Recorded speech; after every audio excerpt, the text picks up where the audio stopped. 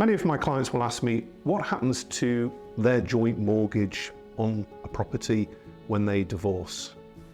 A question can arise very early on, depending on the financial means of the parties. Should I pay my mortgage off? Is that tactically a good thing to do, or should I wait? The answer to that question really depends on the facts and circumstances of the case. On the one hand, it could be a good option because naturally that liability will be cleared, it will save outgoings. But conversely, we don't know sometimes at the start of the case what's going to happen, say, to the family home. Is it going to be sold, or is one party going to retain it? So if a lump sum of money is going into a house to pay the mortgage, you could be really turning liquid money into illiquid money into the bricks and mortar of the house when you might actually need that to rehouse yourself. So the importance of legal advice here, just to look at the pros and cons in your individual case.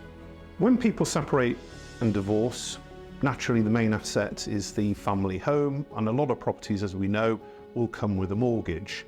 Now, your lender will have a legal interest in the property due to the legal charge registered at the land registry, so they can't be ignored, and sometimes they are ignored. But once you establish what's going to happen to the family home and what really is going to happen to the mortgage, during the case, often really at the outset, and certainly if there's a financial application, the lender needs to be served and needs to be given notice.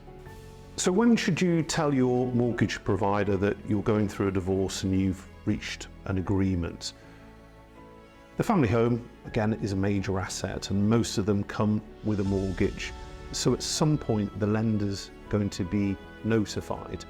Now, that can be at the outset of the case, and certainly if there is a financial application, they must be given notice of what's happening because they've got legal interest in the property.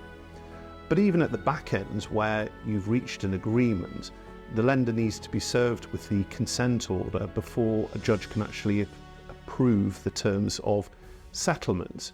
So in my experience, a lender, a mortgage provider will rarely object. What they're just concerned of from their commercial angle is that the mortgage is going to be paid, but consideration needs to be given of this. If you move out of the family home, you are technically responsible for paying the mortgage. It becomes somewhat of a conundrum because the mortgage will be, most of them, a joint mortgage. So as parties, you are jointly and severally liable. The lender is not really bothered who pays the mortgage, just that the mortgage is paid.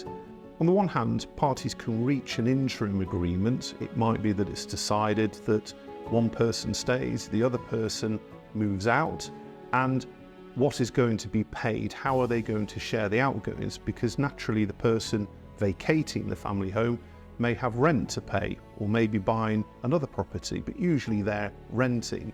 And of course, we've got one household, and then all of a sudden we've got two but the same income. So affordability is key.